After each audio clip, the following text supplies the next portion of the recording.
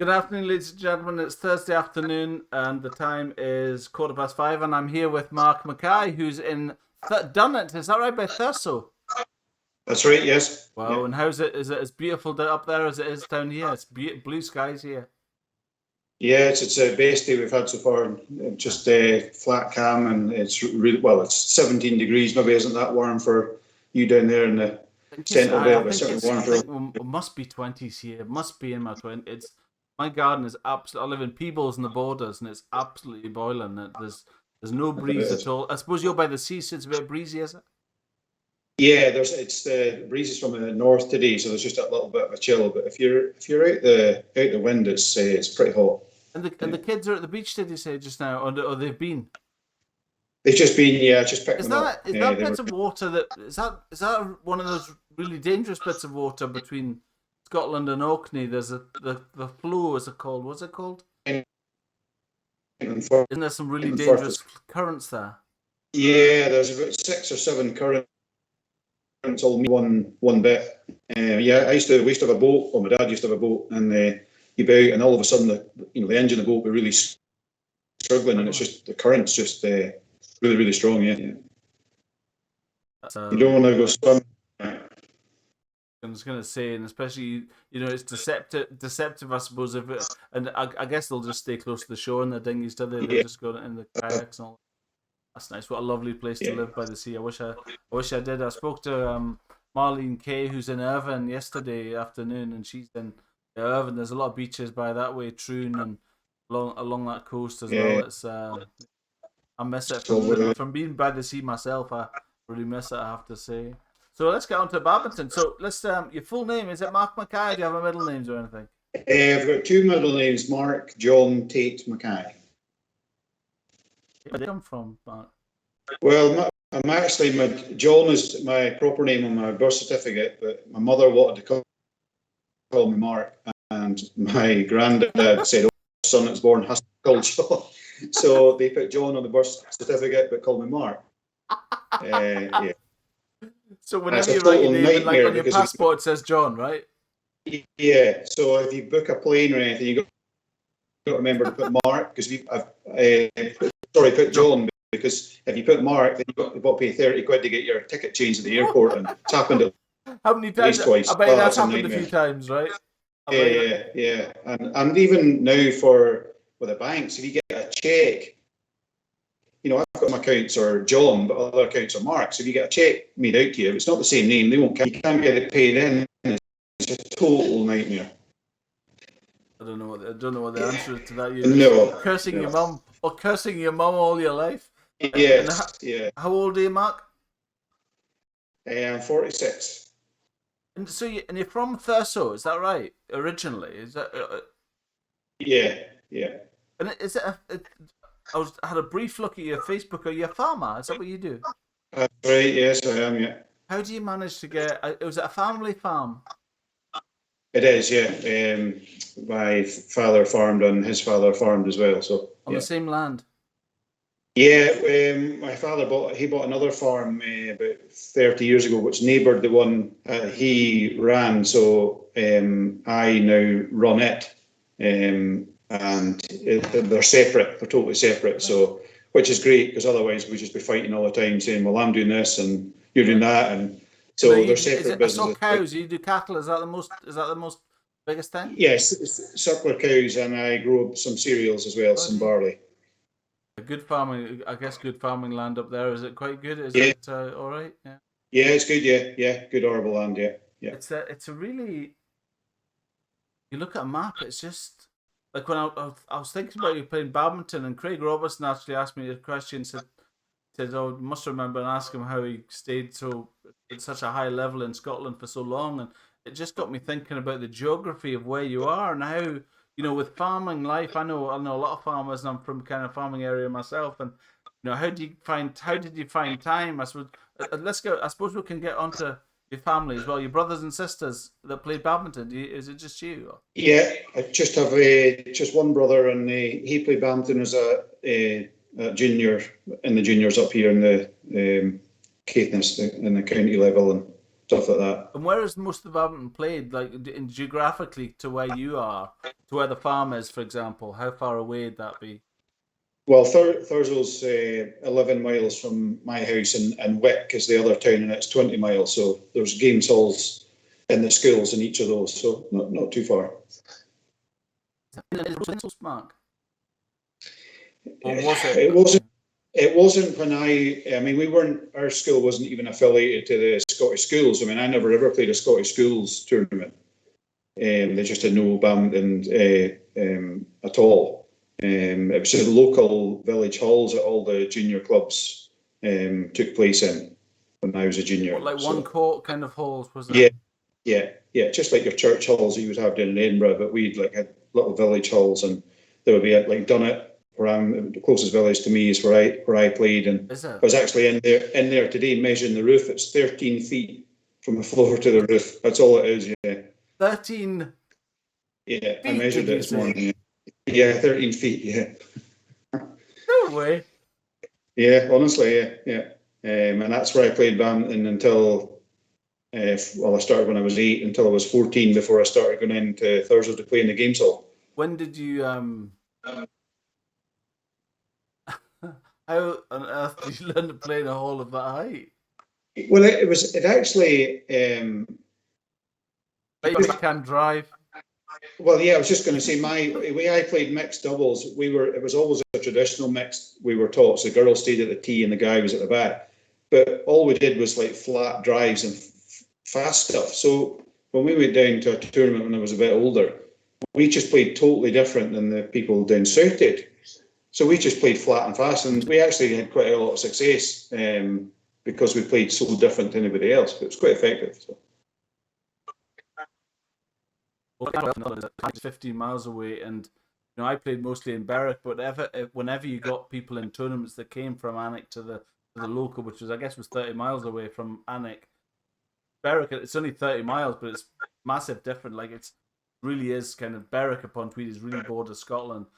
Alnwick is really England. It really feels very different. It's more like Newcastle. Anyway, you know that somebody came from Alnwick because the hall was tiny. It was just like what you say. These driving, and it was like squash. Driving the shuttle down the lines. That's right. Yeah. And the backhand clears of the height. That's incredible. 13 feet. Think about that. Wow. So when you went to the high hole and you could hit it high, was that like a dream? Well, I remember the first time ever. I think I was 10 when I played in the under 13 county championships, and I'd never been in the games hall before. And of course, when you played against somebody, I think I had the first seed in the first round, and I mean he just did a big high serve, and I didn't know what to do because we never ever hit it from the back line, the back from one side to the other because our roof was so low. Yes. And of course, I would just be doing drops or smashes, and he would just be at the net and playing and. It was a disaster, but we just had never been in a hall. I remember coming home and my dad said, "How did you get on?" And I said, "Dad, I said, well, why didn't you hit it to the back, do the same thing to him?" But it was something that we didn't have those shots in our game. The sharpness of the shuttle coming down steep, right? Yeah, that's what you're taught. Yeah. The higher it can go, the steeper it comes down, and the harder it is to control it. So, but equally conversely, I guess when you served long, it was just a driving.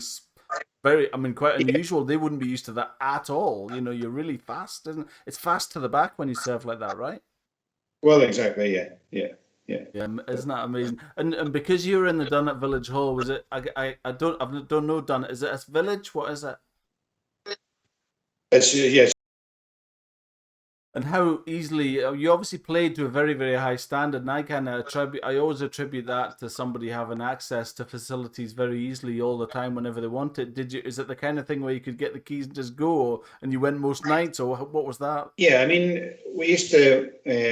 We started going to the junior club. I just started playing when I was 8. In Dunnet. Yeah, right. I mean, you were supposed to be 9. You had to be 9 to start playing. That was just a rule in our club, but they needed an adult to take the juniors, and nobody would take them because they were so badly behaved that nobody wanted to take them.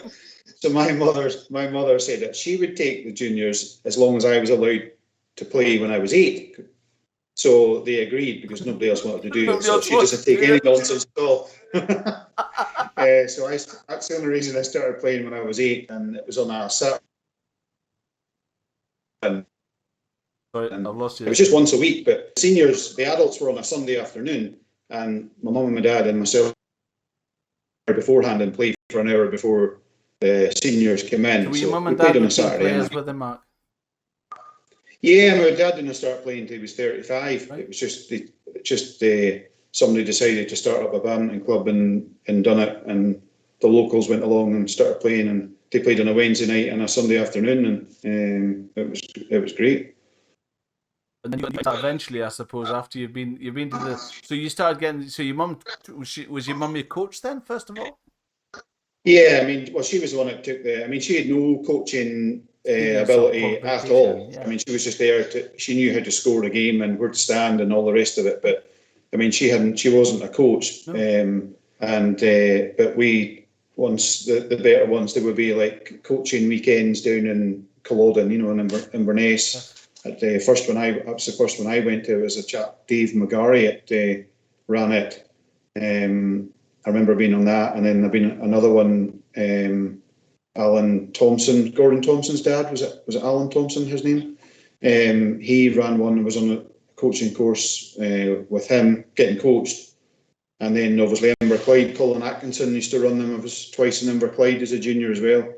But So go back to your mum then. How many, going back to that in Dunnet, how many kids were at the hall when you would go on the Wednesday when you went? On a Saturday morning for the juniors, I mean, they would be between 12 and 16 with in the hall, in the one court hall. Yeah, and you used to have 4 people on the court, and then 2 people at each end hitting widthways at the back. So there'll be like 8 there was people space behind it and stuff, was there? Aye, okay, that's not so bad. Well, no, there was no space. They were just standing in the back. On the courts, in the court space. Yes. So, sounds like absolute carnage. Yes. So what you're saying is there's 8 people on the court. Yeah, and the other 8 were either playing pool or chasing each other through the corridor or whatever. Yeah. And you really are painting a picture. Yes. Why nobody else wanted to do that? Exactly. Yeah. So I suppose mums are quite. They're mumsy, and what they always want is they want kids to have fun, and they're good at that, and that's part of it as well, isn't it? You know, when you get somebody so officious that takes the joy, that kills the buzz out of it, then I guess so you've got to credit a lot of it to you. Is your mum a keen player now then, or your mum and dad? Or stopped playing for about maybe 2 years ago. Her knee and her hip was starting to bother her, and she stopped playing for a couple of months. And her hip and her knee got better. And she, that's great, I'll go back. And she went back 2 weeks and it got sore again. So she just decided, no, enough's enough. She's just turned 70 last week. That's so brilliant, really? Wow, yeah. And was there a senior group that she plays with, or is there a senior group to go where you are? Yeah. Do you still play in Dunnet as well? Is that Dunnet still open? Yeah, she's still in Dunnet. It was the same people or playing now. Were playing back when she started. Really. Yeah. I mean, there's some younger ones that come as well, but still, it's great to see how they kept playing it. You know, that's the fatal mistake I think in Peebles. There's actually there's a hall called the Drill Hall, which I think it's actually got 3 courts. But they actually have like pensioners afternoon, and it's like players from you've got to be 70 to go kind of thing. Maybe 65 to go, so it really is. It's great. I think that's brilliant, don't you? I think that's brilliant. Yeah. Like your mum would probably be fine if she was playing with her peers, but when as soon as somebody comes in their 40s, well, that's right. She's so competitive, my mum. You see, she's still got to win. That's the thing. Well, there's nothing wrong with that. She's obviously brought into you. That's good. So why did you? So you started playing because your mum took you, right? Is that why? Where did you start playing? Your mum, do you think? Yeah, that's good. Yeah, I mean, she just took me along and started playing because of that. And what was your first racket? I was trying to. I remember having a Carlton. Now I don't know, was it a 3.7x, but it was almost like the shaft had been flattened in the middle. That's exactly right. It's a 3.7x. Yeah. Yeah. It was the marketing feature that added the extra flex. But actually, it normally snapped at that bit, didn't you find? And did you have any? I had that racket, and the head was an alloy head, and because it That's was an right. alloy head, it didn't crack; it would actually bend, so it had little kind Yeah, of straight bits on yeah, the yeah, side. You yeah, know, rackets now, once you yeah, hit them, they're gone. But those rackets, you could hit it and just you felt you could bend it back in again. I thought it was quite funny. And that was your yeah, first ever racket, was it? Sorry, can I? Sorry, yeah. one of your questions I asked yesterday was quite interesting. Can I ask what height you are? 6'2". It's funny because I interviewed Marlene Kay yesterday, and I've interviewed Caitlin Pringle as well. And Caitlin's really tall. I've seen pictures; she's really Mm-hmm. tall, like 6 foot something. Yeah. And then I interviewed Marlene yesterday, and I thought you can't really get an idea from a picture often how tall somebody is.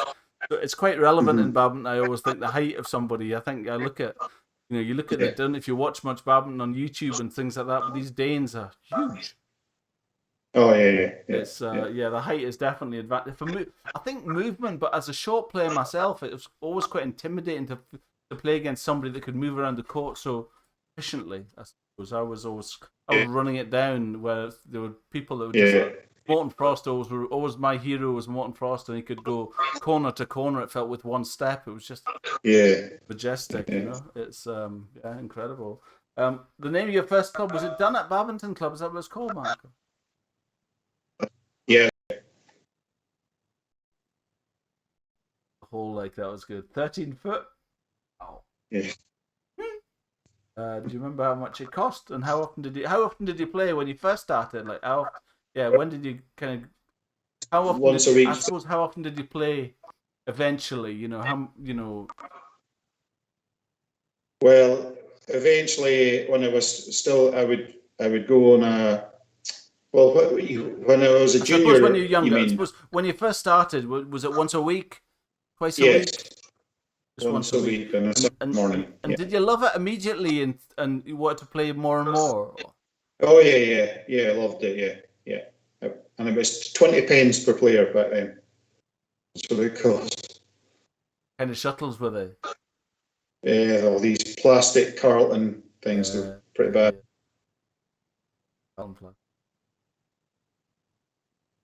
It's amazing. And then, so let's go on to coaching. First coach.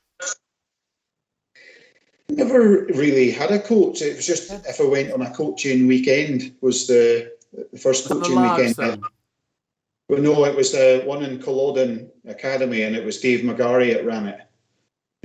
That was the first coaching weekend that I was on. Where's Dave McGarry from? He's from Culloden as well. He used to coach a girl, Angela Bell. I don't know if you've ever heard of her.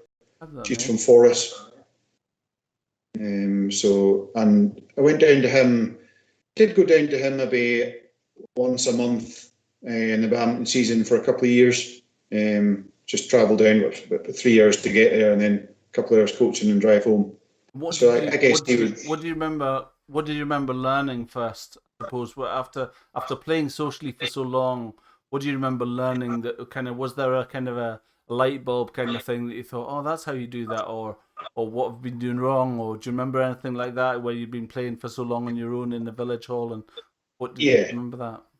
I mean, yeah, I mean, I remember first, I played against my singles against him, and then he says, well, you obviously can hit the shuttle, but you never did one drop shot or one clear.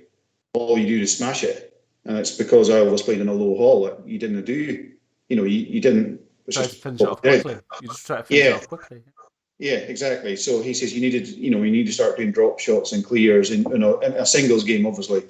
That's the first thing I remember is he was, there was like 2 or 3 shots I didn't even play in a game. So, Like the drop and, as you say, clears, and just trying to. And what was your fitness like back then? Were you quite fit? Or were you no, I wasn't. No, right? no. Yeah. So I, it was very much trying to finish it off as quick as you could. yeah, yeah. I would say I was. I think I was I was similar to that. But you look at it now, it is a stamina, isn't it? Don't you think? Oh, definitely. Yeah. Yeah, it's an interesting pursuit. And what was the Dave McGarry? Where was he? What was his history? How old was he, and where did he come from? I don't know. He must have been in his late 40s or 50s when first time I went to him. So he's a good. Yeah, I mean he could still move and play, but yeah, he would have been in his 50s back then, and he just did coach Angela Bell and coach other juniors around the Inverness area.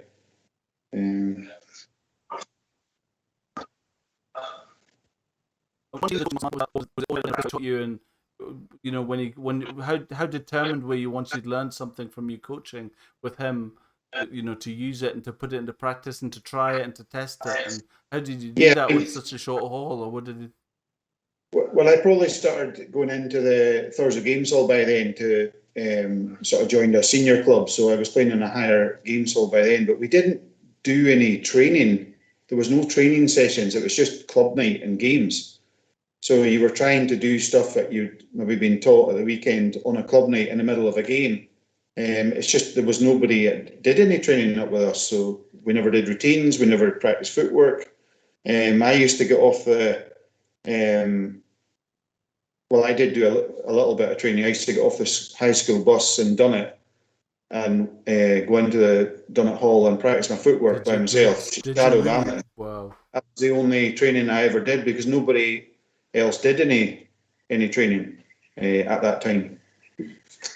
So that definitely helped, and it obviously helped my footwork and helped my fitness. I mean, I actually remember being outside of my mum and dad's drive in the dark with a kitchen light on, shining on the drive, shadowing my footwork outside the house because I didn't want to do it during the day in case somebody drove past and saw what I was doing. And I suppose the internet wasn't really there, was it? Did you have access to see it online and see what people were doing or No, anything like that? nothing. I had videos of all England matches with Morton Frost and Yang Yang. I used to watch that all the time, but probably never ever watched their feet. Just watched the shuttle, But I do remember watching that a lot. But there was no internet or YouTube then to watch. So That was a magazine called Badminton Monthly or Badminton. It wasn't weekly. I think it was Badminton Month. Might even have been quarterly. I just remember there being a Badminton magazine and thinking it was, I think the league in Berwick where I went to the league, somebody subscribed to it and they brought the magazines. And I remember going and seeing these Badminton magazines with Morton Frost and all these people on it. Yeah, the world is, you think about what it's like now, you're in a rural environment like you've got. If your kids wanted to play badminton or learn how to play badminton, I'm teaching myself tennis at the moment, and Alright. I just live on YouTube. Try this, Yeah, try that, top spin coaching, and try this yeah, technique and try that. You can literally learn the game without meeting anybody, right? It's yeah, incredible. And what are your kids like, Mark? Do they play badminton now? yeah. Well, we actually have a net up in the one of the sheds at the farm. Okay, that's brilliant. Now all the animals are outside clean. Yeah, so they've got a net up, and they love hitting in. Well, it's a big shed, so the other half they've got a ball and there's scooters and stuff, and so it's a rubbish day. You can go inside the shed, shut the doors, and play. So it's great for them. Well, did you smash it then? Of course. I was playing tennis with my 7-year-old Sophie out in the drive the other night, and I just whacked it and hit her right in the arm, and she didn't cry, but it was pretty close. And then I said, "Don't tell your mother whatever you do." And then the next day, my wife says, "What are you doing hitting our child with a tennis ball?" And She told on you. she did. I couldn't believe it. Yeah. Do you remember your first tournament? Yeah, I remember. Well, the first tournament was the under 13s, the local county championships. I guess was my first tournament. I remember that. I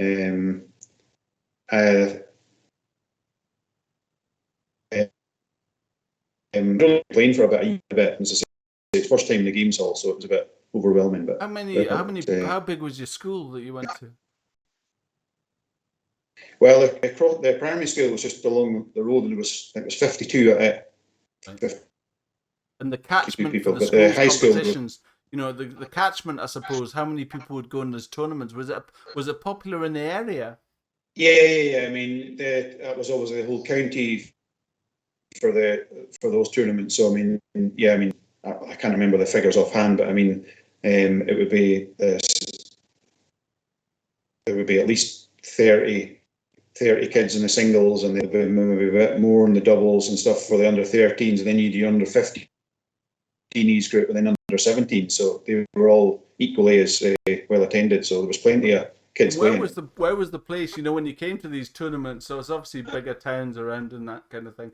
Where was the talent as you saw it? You know, when you came in from Dunnet to these competitions, where was the talent from? And mostly was it Thurso, Inverness? Where were the where did the people come from? Where had the biggest population, I guess, of competitors in that area? Yeah, well, I mean, for Caithness, it was just Wick and Thurso were the main competitors, because they were playing in the games all the time. So they were the best at that time. And who was it? Was there anybody particularly at the time that you remember competing with all the time that you thought that I can't beat him or anything like that? Was there any main competitor that you had that you kind of came across at a young age? Yeah, well, there was a guy, Nicky Calamus from Wick. He played singles, but we would play them in our, we had a league, so all the clubs would play each other, junior clubs, twice in the season. So we would play them in the team events, but we'd only have the county champs obviously once a year. But I do remember beating them when I was 12. I actually won the under 13s. In fact, my last year in under 13s, I won the under 13s and the under 15s and the under 17s when I was still 13. In all three disciplines, singles, doubles, and mixed. So it didn't take me long once I started playing in the games hall to get the hang of the way to play properly. Yeah. And back then we all does that league still go, Mark? As well, does that still go, that league? And who was in charge of it when you were there? Do you remember? Well,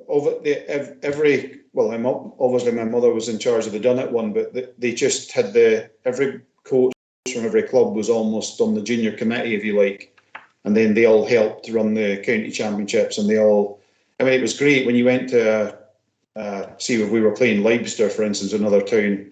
If you were travelling there, then the kids there had your drink and food for you, and then if they came to Dunnet, you got their drink and food, and it just worked great. It was brilliant. Yeah, really, really good. Yeah. No, it changed then. I'm not really sure why it changed. Maybe just struggling to get less people playing badminton. It's organisers, isn't it? Yeah, and I think it's just, my mum used to be in charge of 16 kids. Well, you're not allowed to do that now. You need probably 2 adults in the hall, maybe more. So that's affected it. And it's just people, one person to give up half their Saturday to take kids. People back then seemed to be more willing to do it. I agree. But now I don't know what that's about. It's the same. Everybody I interview have the same thing. They all have the same kind of influences. People that were organisers. Even there was a guy in where I'm from, a guy called Bill Dougal, and he was just the organizer. I think latterly he didn't even play.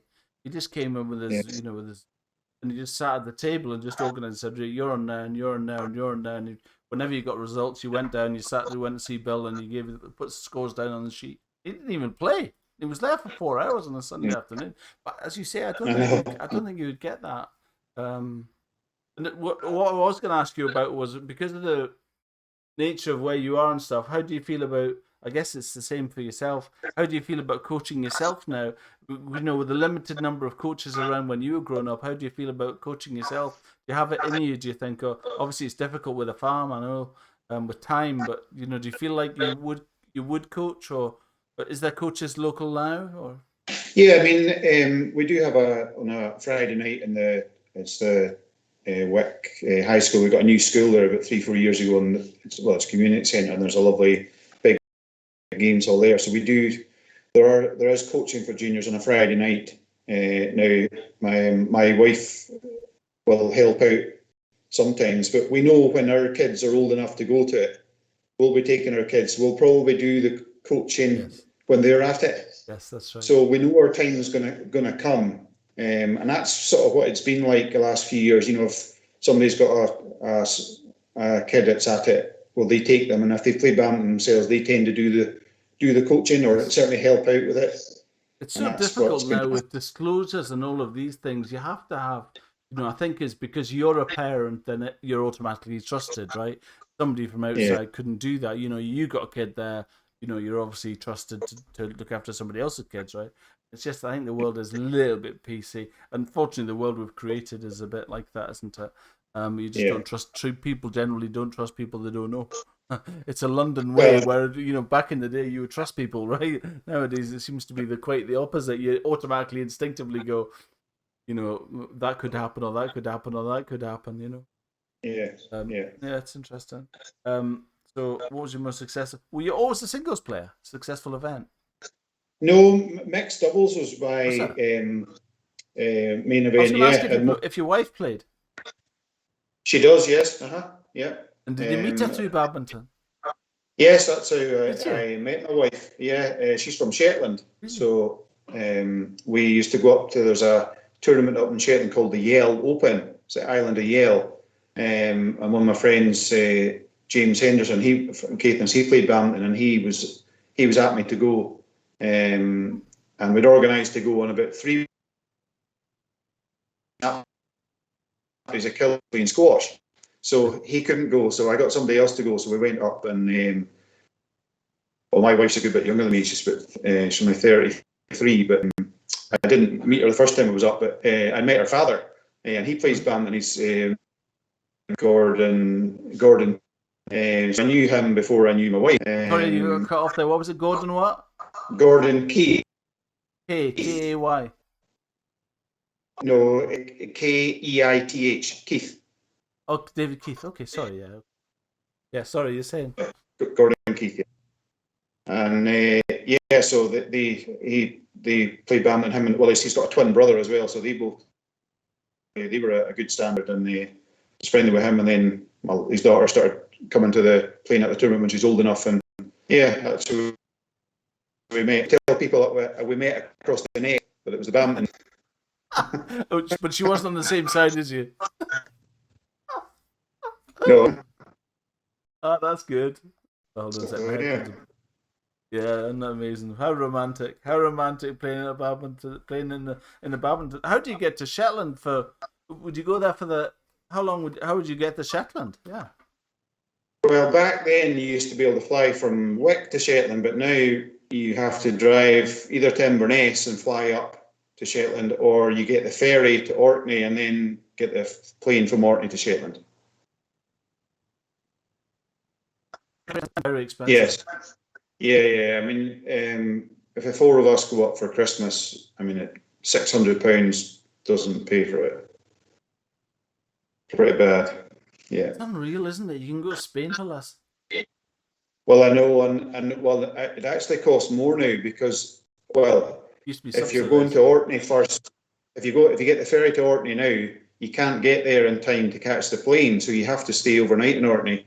And an apartment or a 4-bedded room is £200, so in Orkney, so it's even more expensive if you want to go that way. So we tend just to go to Inverness, but the problem is you have to get up at 5:30 and leave here, and our kids are car sick. So last time I went, Kate was like sick 3 times before we got to Inverness. It takes the enjoyment out of going a wee bit. Going anywhere, yeah. I don't get car sick, and neither my son, but my dog does. He doesn't go in the car. My dog won't go even a mile. Yeah, even less than a mile. But if my dog goes a mile in the car, he was sick in it. He's horrendous. I can't go anywhere. It's the most miserable dog. And yeah, he is the most miserable shit. Look at him, watch it. Look at him. Can you see it? Oh yeah. He's the most miserable. They can't stand the heat, obviously. The sunshine is pretty tough. So that's a very romantic story. Who was your main competition growing up? What was that name? You gave me a name, didn't you? What was it? Juniors was there was a guy, Nicky Clamus is a sort of name that I can remember. He was a good singles player from Wick. But then when I was 15, 16, I was actually won the senior county championships when I was 16. Mm-hmm. And against a guy, James Henderson, he was the best senior guy. I remember when I was 13 and my dad took me in to watch the senior county championships, and I hadn't been in the games all before, and there was this guy, James Henderson, and he's 6'5", huge guy, and he was playing singles, and I always remember him smashing the shuttle, and it was just this big noise, and where's the shuttle going? And then you would see it landing at the back, and then it went up his backhand side, and then he did a backhand smash, and it was just the same. I'd never seen anything like it. So I remember going up to him and I said, "How do you hit your backhand like that?" And he was a joiner, and he used to hammer in nails, but with his thumb on the back of the hammer. And he says, "My wrist is so strong, that's why I can hit a backhand." He says, "So get your badminton racket, put the thumb on the back, and hit the shuttle off the wall as often as you can." So that's when I went home, because I got the And you started racket, thumb on the shuttle right side, and just started doing that, and that's how I developed my backhand. So yeah, it was amazing. That is a revelation, that isn't it? And Yeah. and did you compete against him? Yeah, I played him in the when I was 16 in the county championships, and I managed to beat him. It was in 3 sets. He was 32 and I was 16. So yeah, so I remember that. And then the next year I was off to college in Edinburgh. So I was really lucky growing up. Edinburgh, hi. Well, it wasn't. It was actually Oakridge College in Broxburn. It was an yeah, I know it well. college. It's Yeah. the Scottish Agriculture College now, isn't it? That's right. Yeah. So I was really lucky growing up, because I was always playing against people that were better than me at badminton, through juniors, and then when I went to the senior club, and then just when I won the senior county championships, then I was away to Edinburgh, and then I was in Nomads Badminton Club, and is that right? Playing the Scottish tournaments, and I was just so lucky playing against better people right up until I was sort of 25 before I came back home. So. Yeah, and I'm trying to think who would know, because I know I'm the treasurer of Nomads now. All right. Yeah. Okay. So I wonder who still goes that you used to know. Bruce Murray, do you know that name? No, it doesn't ring a bell. But Carolyn Young. Carolyn Young, yeah. Sue Joslin used to be in charge of the. She's moved to Perthshire now. Oh, has she? Right. Yeah, she's in Kinross kind of area, I think she's in. She's on Facebook. Yeah. She's Phil Reid used to go, and Leon Douglas, and other guys. I can't even remember their names now. It was always on Thursday night. It's a long night. It's because we've got the whole from 6 o'clock till 10 o'clock or something. It goes for hours. It's a really good club. Yeah, I love it. St George's School is good. Was it St George's? Is that where it was? Yeah. Well, not when I first started going. I can't remember where it was initially, but then it moved to St George's Club. Yeah. Then after that, and you're in Broxburn. That's quite handy for there, isn't it? Yeah. Well, I just used to jump on the train, and somebody would pick me up the first year I went, because I didn't have a car. But then the second year I was in Edinburgh, I had a car, so there was St George's then, which was pretty handy. So it was no problem. I never played at Western, but I played in the Lothian Badminton League and the Churches League, and played against all these guys. So it was great. Keith Thompson, Bowmaker, and all the guys. It was great, Yeah, it's good. It's good. And was that very different to what you were used to? Was it? Was that a very good, high standard? Did it feel like to what you used to? Oh yeah. I mean, I remember watching like Ian Campbell and Colin Campbell. Yeah. First year I went, and you're walking in. These, I mean, to me, those guys looked old back then. And I thought, oh, that's going to be no problem playing against a couple of old guys. And you got absolutely stuffed off the court, and it's not that hard. But they were so good tactically, and they used to just trim. You had any points, and it was so good playing against them to know how to play proper men's doubles. I mean, my game just came on leaps and bounds playing those matches against those boys. It was brilliant. Did you watch the interview with Colin Campbell? I haven't. I just saw the start of it, and then I had to go and do. Did you? Yeah, from the Black Isle. He was talking about learning to play in the Black Isle, and his dad teach. Yeah. It was just like yourself, right. just a wee village hall, and then ended up coming to Edinburgh for university. He was my first interview. Oh, was he? Yeah, right. Yeah. He was my very first interview. Yeah, he's good. Obviously, his boys have done really well as well. Yeah, they're they've got it's in the genes for sure. But I think his dad was called Bert. It was a good interview. Have a listen. So going on to the future. How long have we been? 40 minutes, bro. You play now, and how often? Yes, well, I hadn't played for about 16 months because of COVID, because all our courts up here. Is that why you made the court in the shed? Yes. But I can only play in the summertime in the shed because it's full of cows in the wintertime. So. Have you, But, have you got all the lines drawn out and all that as well? I bet you have. no, Have you no, not? I did that when I was 11 in my dad's shed, and I got a book and measured it and painted all the lines, and we used to play then at lunchtime. But no, I haven't done that this time. No. Okay. No. So how often do you play now then? So normally, I suppose, is a club Well, night in before Dunnet, is it? no, I don't play in Don't Dunnet you? anymore. Yeah, you I want to just hide. play in the Wick. Well, I play Thursday on a Wednesday night and Wick on a Friday night, for 2 hours each night. And sometimes me and my wife we'll book a court on a Monday night and do training and routines. Do you? Yeah. You're still hardcore even now.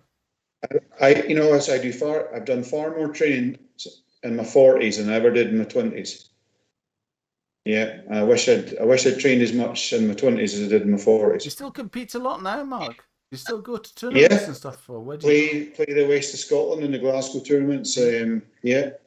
In fact, got to the final of the Glasgow Open the February before lockdown. Lost against Callum Smith in the final, 3 sets. Yeah.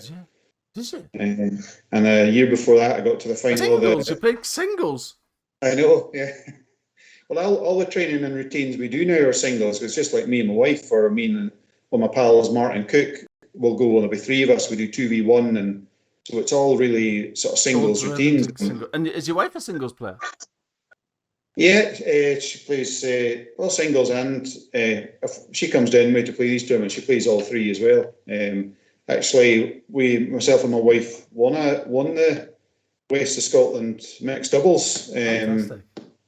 Back we must be 10 years ago, 9 years ago, but 9 years ago, yeah.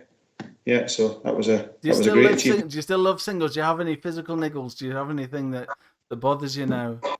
Yeah, well, I did my Achilles when I was 31, and then I never played Scottish tournaments for a few years, and then just before I got married, I did my cruciate ligament in my other leg. So I got over that, and got back to full fitness, and my back gives me a bit of a problem. I've got a sort of weak back now, but I just carry on. Do you still feel like playing against like Sir Callum Smith, these 19-year-old boys, or is there any point that you think I need to get into the veterans badminton kind of thing, or start playing for people my own age, or what do you think? Well, I do play the veterans badminton as well, but I mean, I don't have any expectations of myself. Just love playing. I don't really fancy playing Callum Smith now because that's been a year and a half I haven't played, and I'm sure he's still been playing. So I think we'll just leave it there. Yes. Well, maybe I don't know. Maybe when you come away from having getting beat, just like always, you always think if I'd done that, then I would have won. You must still have that, right? You must still think, he was actually weak there. He was actually weak there. If I played on that, I probably would have got it, kind of thing. There's always that, isn't there? Do you do any other sport as well, Mark? Golf, tennis, anything? Yeah, I used to play a bit of golf. I haven't played much since we had our family, but I've got my membership back this year, so I'm starting to play a little bit. Where's that, Thurso? Where do you play? Yeah, Thurso Golf Course. Yeah. Yeah, nice. I've played a bit of squash as well. I haven't played that for a couple of years either. I played a lot of squash in the last 10 years, but since I started going to the badminton tournaments more seriously again with my wife, I find the squash affects my badminton. Not good for technique, is it? You start driving things down the line, I think. I think you start driving the back, you lose the backhand, don't you think? Yeah. And it was great for fitness, though. It really got. I covered the court quite well. The rallies would just go on and on and on. I was really fit, but I just didn't have the technique for the badminton anymore. I used to love squash. The school hall that when we were playing badminton, if you're in tournaments and that kind of thing. I remember going to badminton tournaments and take my squash racket because there were two courts tied to the hall. There's a school hall with two squash courts. Yeah. And when you weren't on, I would say, "Come on, let's go and play squash." In between rounds of singles or doubles or mixed or whatever I was in. It's amazing.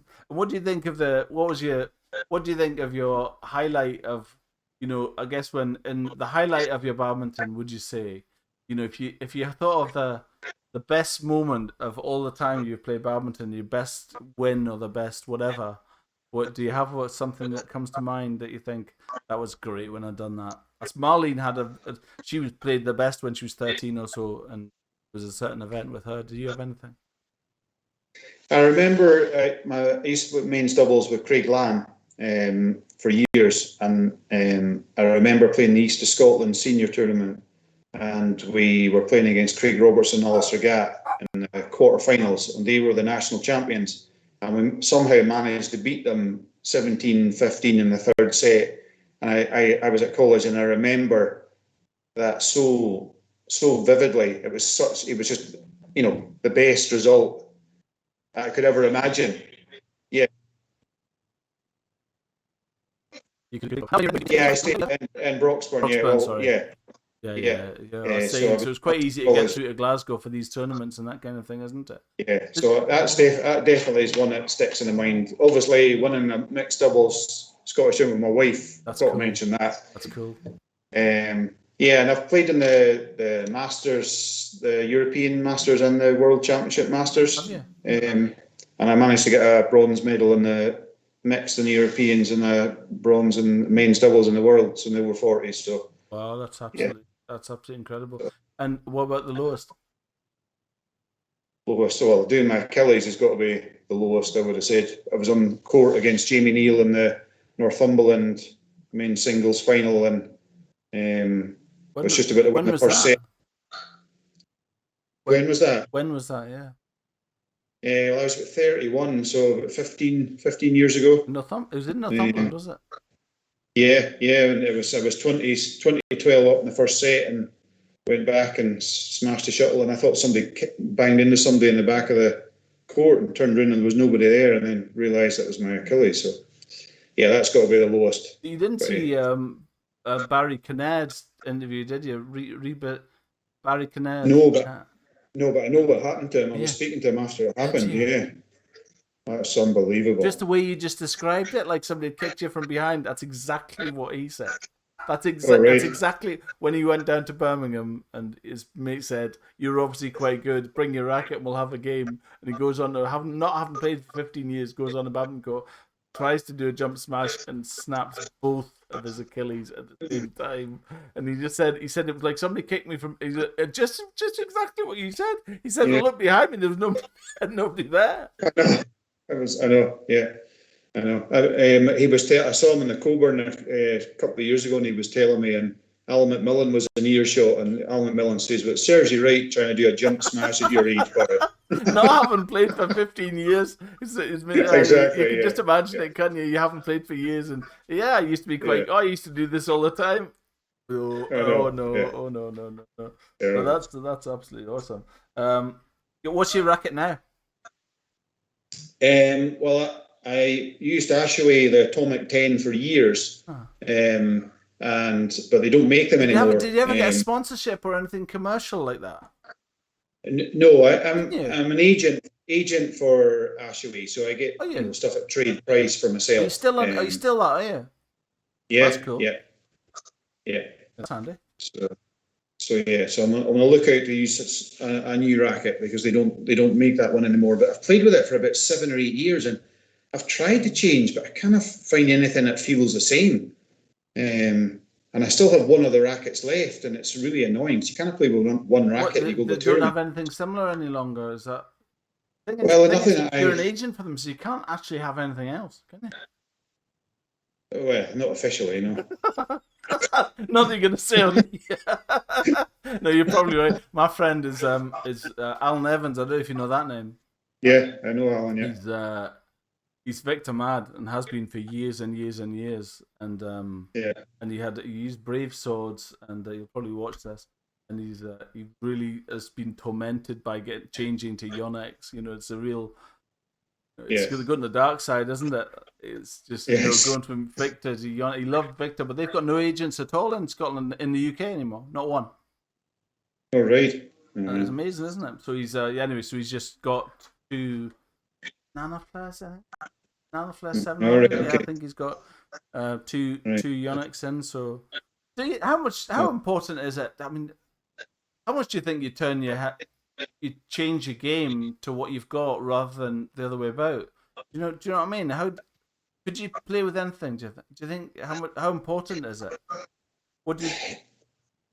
It never used to bother me so much when I was younger. I remember I always had about 3 rackets, and I remember breaking them all before the mixed doubles started, and I had no rackets left for the mixed. And I asked Jamie Neal for one of his, and he gave me a racket. I don't even know what kind it was.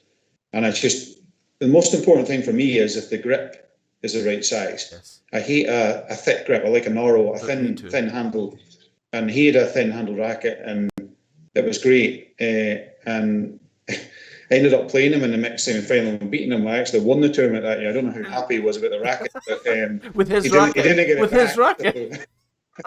Yes. He didn't get it back until the end of the tournament. But but now I don't know. I think you just get a feel for a racket when you get a bit. I can use rackets now. I think, oh, they're smashing it's okay, and then you try and play soft stuff, and if it's too stiff or something, there just doesn't seem to be any. I don't know. I just find it difficult now to change rackets. I think I'm all about vanity. I think it just seems to be what I get fixated upon something, and I bought several rackets online without having seen them. Got an Astrox 99, which is a singles racket, and I just love it. It's heavy, Yeah. head heavy. It's a really heavy racket, but because it's heavy, you feel it. When you hit it, you feel it. When you smash it, it's hard. You can feel something in your hand. Li Ning do a racket that's so light, you can barely feel it in my hand. And I think, how can I control something as light as that? Yeah. So I've got two. So yeah, I've just I've looked online. I do reviews, and I like this and I like that. So I think I'm just about vanity because they come and the Astrox 99. I've got an Astrox 99 and an 88D, and the two entirely different polar opposites.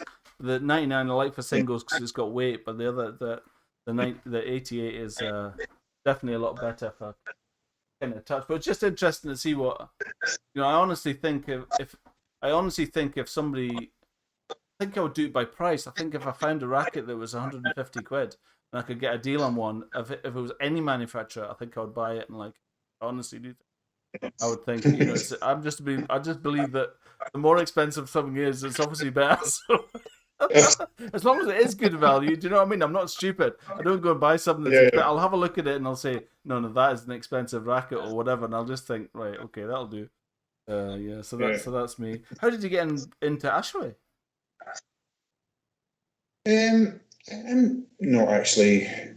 I can't actually remember. It was through obviously Nick Good, right. But how it actually came around? Did I maybe just write a letter? Just somebody give me an address saying something? Maybe somebody said, "Oh, I've got terms with Ashway." They, write a letter to them or email them, and I think that's maybe what I did. Was that?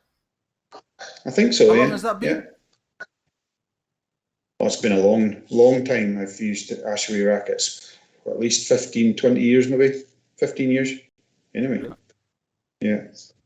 What kind of tension in racket string? And also, how do you go about getting rackets restrung up there? You just go to Thurso, I suppose, at the sports shop or so? Well, my friend James Henderson, he always strung rackets, but then I bought a string machine myself. I actually bought a string machine for Bruce Flockert years ago.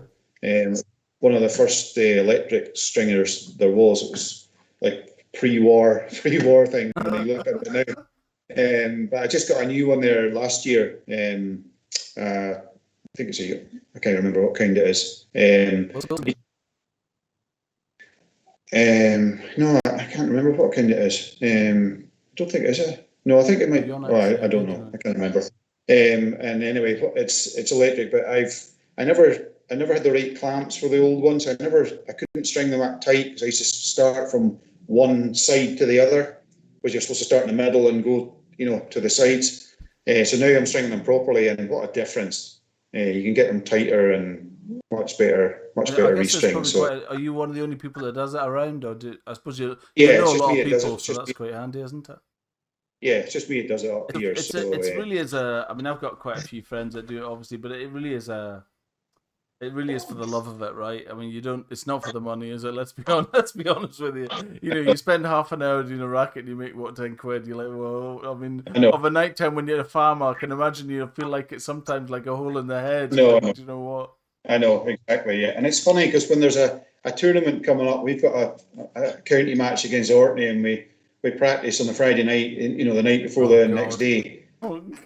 3, 4 people always break a racket on a Friday night. Oh, can you do my racket for tomorrow morning, please? And you think, I've got to get up here and feed 100 cows before I get the ferry. I'm going to string 3 rackets. That's too good. Yeah, Family life and badminton. Do the kids come to badminton with you? No, you got. yeah, they do. If we have our local county championships or local tournament, we'll just take them along. Or my mum might look after them for a while and then bring them in later on, and Do you feel they'll sit and Do you watch. feel that they love it too, Mark? Do you feel that they will love it? Yeah.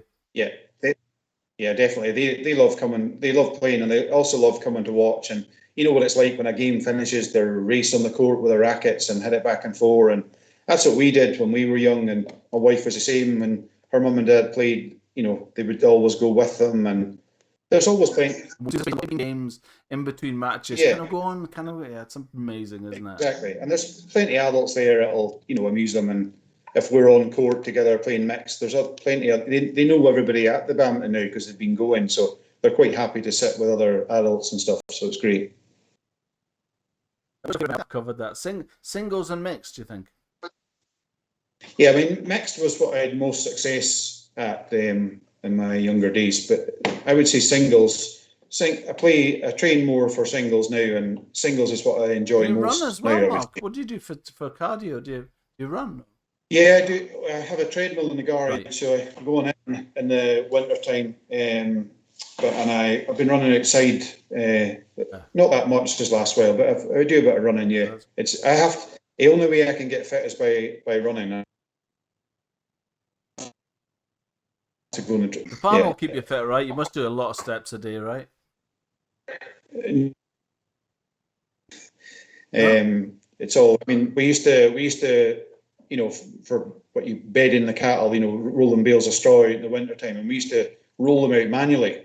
And I mean, Monday and a Wednesday and a Friday, you'd have like 6 or 8 bales of straw to roll out, and I was as strong as an ox. Now I just put them in the back of the machine and press a button on the tractor, and it blows it out a chute. So now I don't do any manual work. So yeah, it's all mechanical. But that's, you know, there's only myself and my dad and one other guy that runs 2 farms. If that was 20 years ago, you probably need maybe 5 or 6 staff. So the staff's half, but it's more mechanical. So yeah. Amazing how technology brings things on. Yeah. And do you feel as competitive now as you did? Do you think when you first started playing, or do you feel more competitive, or how do you get angry when you lose, or? I would say I'm more competitive now, and probably get more angry, but because my kids are usually watching, I don't smash any rackets. I did when I was in my 20s, but not now. But no, I'm more competitive now, and as I say, I train harder now than I did when I was younger. How long do you train because for?